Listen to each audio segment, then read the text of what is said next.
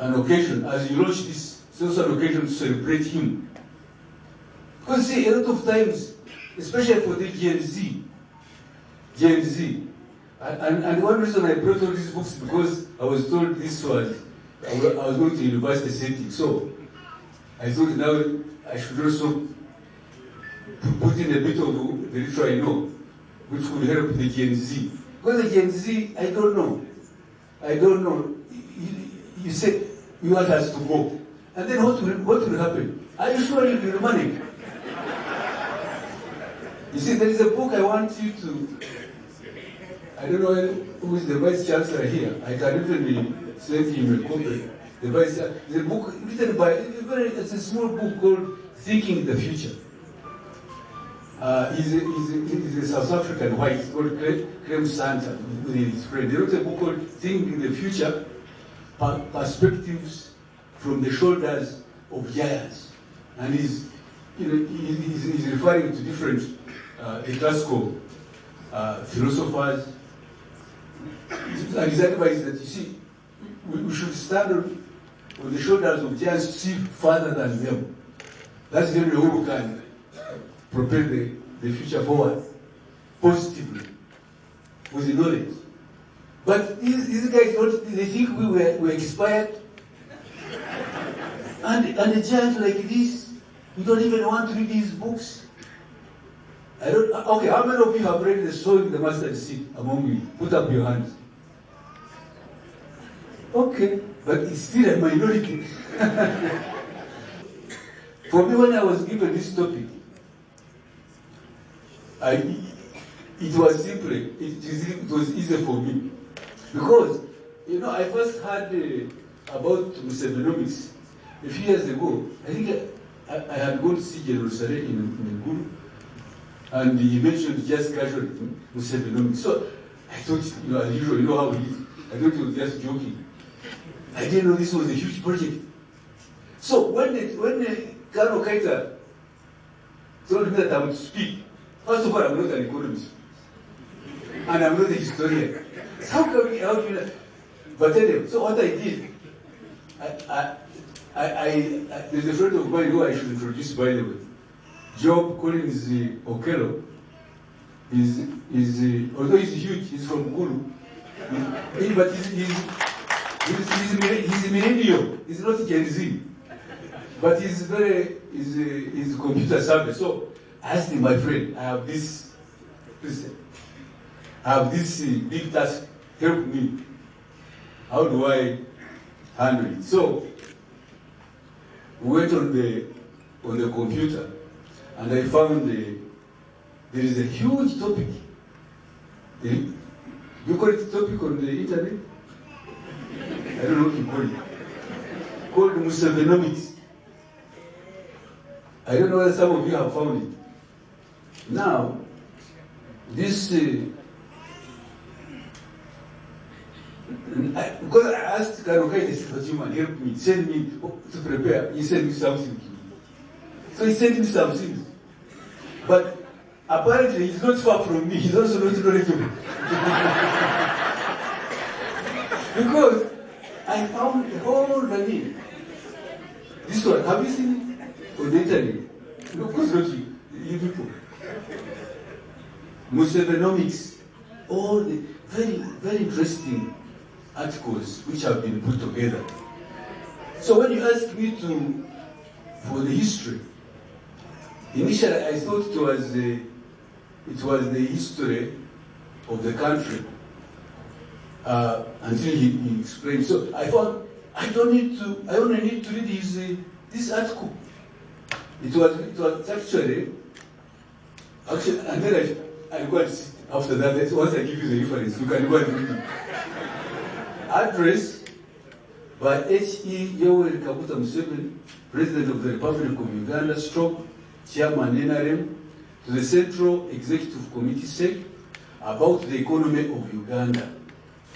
He gave it at Igongo 2018, 23rd December 2018. And let me just show you how really, and what was the magnitude of the collapse of the Ugandan economy between 1971 and 1986. No, that is Idi Amin's time, Obote to Okello. Number 4, what therefore was the economy of Uganda like in 1986? Then number 5, what is the Ugandan economy like today and why? Then number 6, what should the Ugandan economy be like when our country is fully modern economy? So, you see, it's all here. Then he goes on.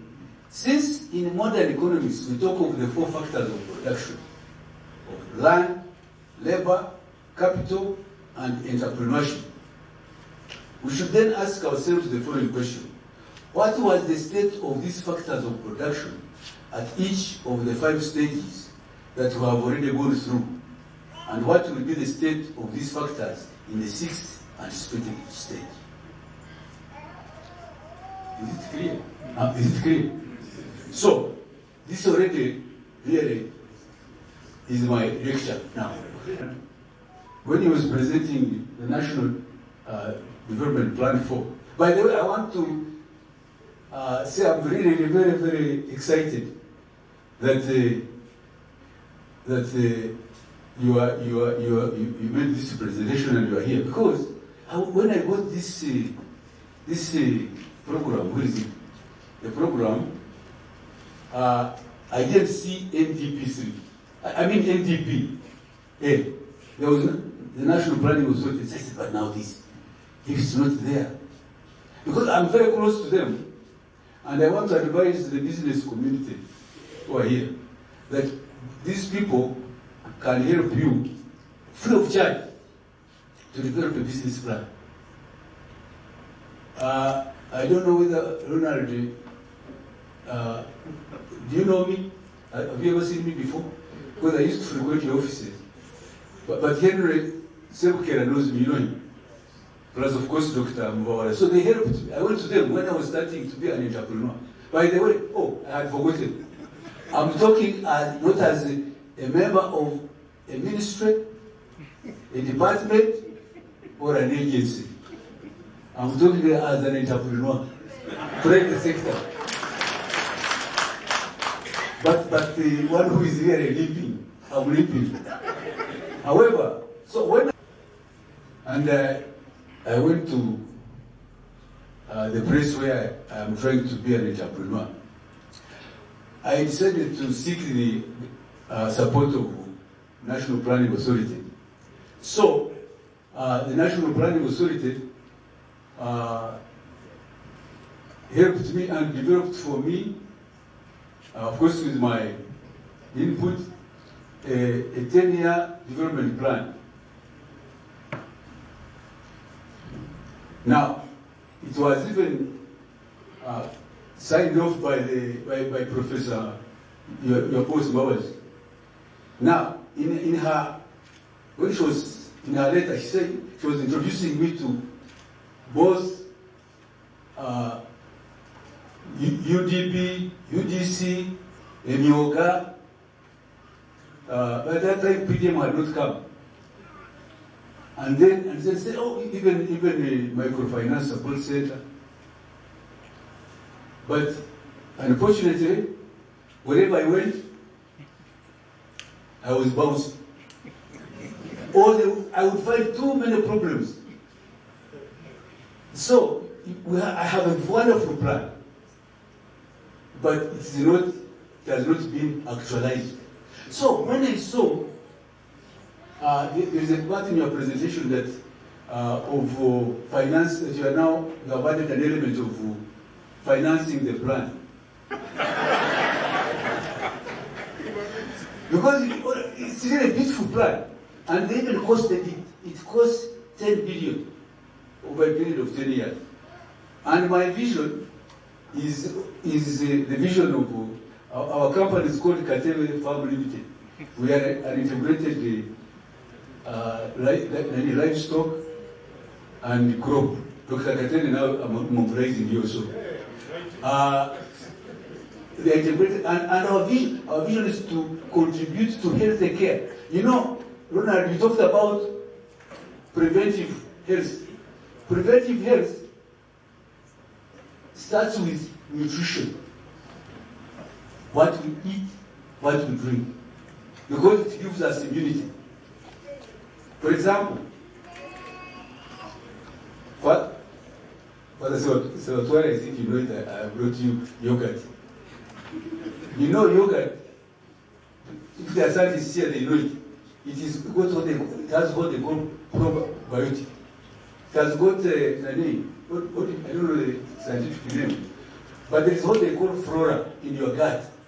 Now, when you keep on taking, especially like alcohol, which has got a lot of toxins, which is acidic, or antibiotics, it erodes the flora in the gut. Now, yogurt restores that flora. Because of course with time, you will develop ulcers. That's why you end up having problems, either ulcers or even cancer. So, but Dr. Kateri, you're not supporting me.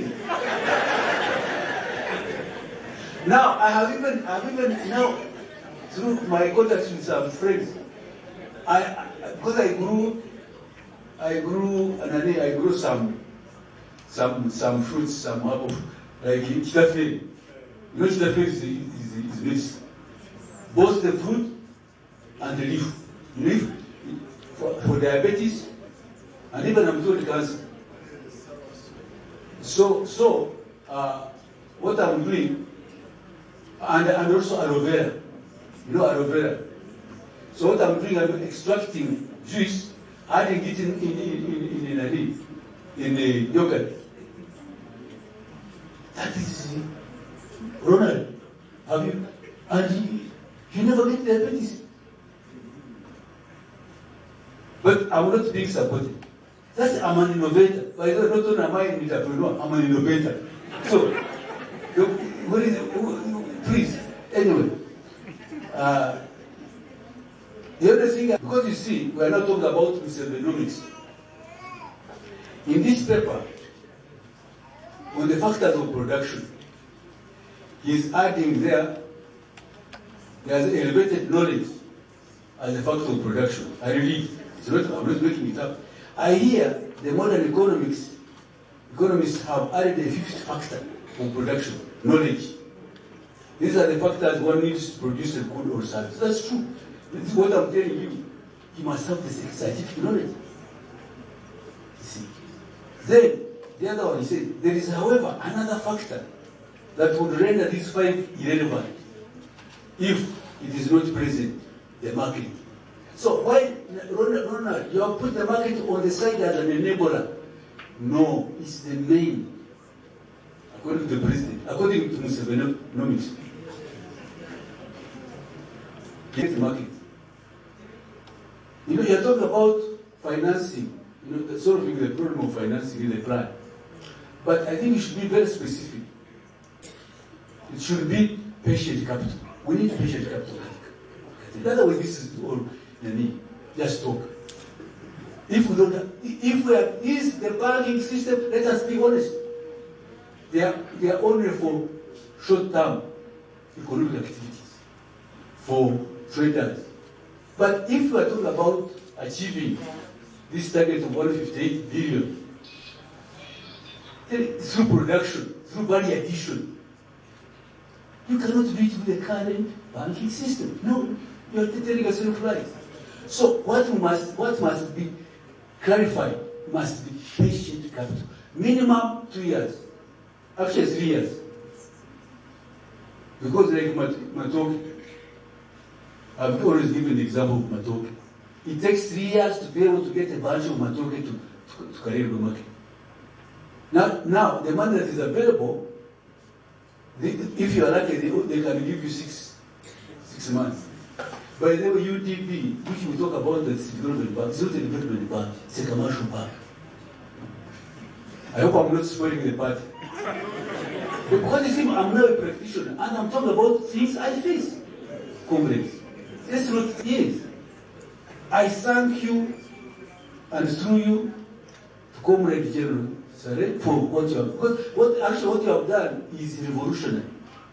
Because it's what they call, in some places, they call it all society governance. You are involving the people. in governance of the country. This is the real democracy, not this election. That's why when you're telling me, I studied reform like this. Nonsense. This is the real politics. This is the real democracy. This is where we should put all, and you can see the diversity of us. Because ultimately, it's here determine the material condition. And a lot of these people, and I see some, they are not even here. Why are they not here, comrades? I thought I would find all the members of parliament, all the aspiring members of parliament here, RDC. What has happened? Because you see, the interests are not this. Let's be open. Me, I put aside everything. I had problems. Then I said, no, I must go. This is it. This is it. This is revolutionary. And I really want to applaud you. Now,